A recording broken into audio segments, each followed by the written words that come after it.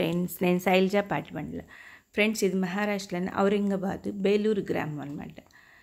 ఇది ఎల్లోరా గుహలు అంటారు, ఎల్లోరా కేవ్స్. చూడండి ఎంత అందంగా కట్టారు, అసలు చాలా కష్టం అన్నమాట.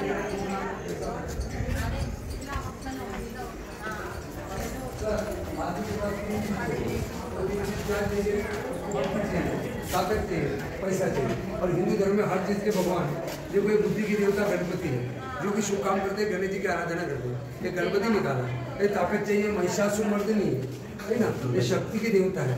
ये पार्वती का इनकारनेशन है।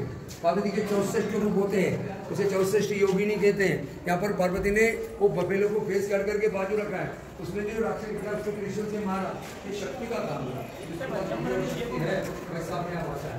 ये पैसे की देवता ఇదంతా వివరించి చెప్పడానికి గైడ్ కూడా ఉంటారండి, చాలా బాగా చెప్తారు గైడ్. మనకు తెలిసిన వాళ్ళు అయితే మనం అంతా తిరిగి చూసేయచ్చు.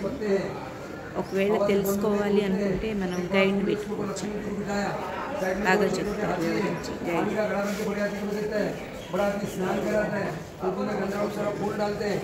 ये अखंड जलाभिषेक है। मैं बोल रहा है, आप सुन रहे हैं, सच बात क्या है। एक बार डाला है, कंटिन्यू डाल रहे हैं, वो भी आइडेंटिफाई किया। ఎక్కడైనా మనం కట్టడం కింద నుంచి పైకి కడతారు కదా, ఇది మాత్రం ఒక పెద్ద కొండని పైనుంచి తొలిచి కట్టారండి. ఇక్కడ ఫారినర్స్ ఎక్కువ వస్తున్నారు, చాలా బాగా రెస్పాండ్ అవుతారు. ఫారిన్స్ ఫ్రీగా ఉంటారు. అది మనకి ఆ పైనుంచి కిందకి చెక్కడం, ఇది లోపల ఒక అంతస్తు ఎక్కాలన్నమాట. ఎక్కినాక చూస్తే చుట్టూ ఉపాలయాలు ఉంటాయి, దాంట్లో గద్దెలు ఉన్నాయి కానీ దేవుళ్ళు లేరు. మరి ఎందుకు అన్ని పీఠాలే ఉన్నాయి, దేవుళ్ళు లేరు.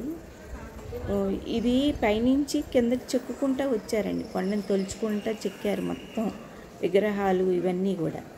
క్రీస్తకం ఇది మధ్యలో ఉంటుంది అన్నమాట, పెద్దది శివాలయం. ఇక్కడ కొంచెం చీకటిగా ఉంటుంది, లైట్లు పెడతారు. చూడండి, క్రీస్తకం 757 మొదలు పెట్టారంట. 150 సంవత్సరాలు పట్టిందంటండి ఈ గుడి కట్టడానికి, చెక్కడానికి. అది ఇది 1983లో యునెస్కో వాళ్ళు ప్రపంచ వారసత్వ సంపదగా ప్రకటించారంటండి.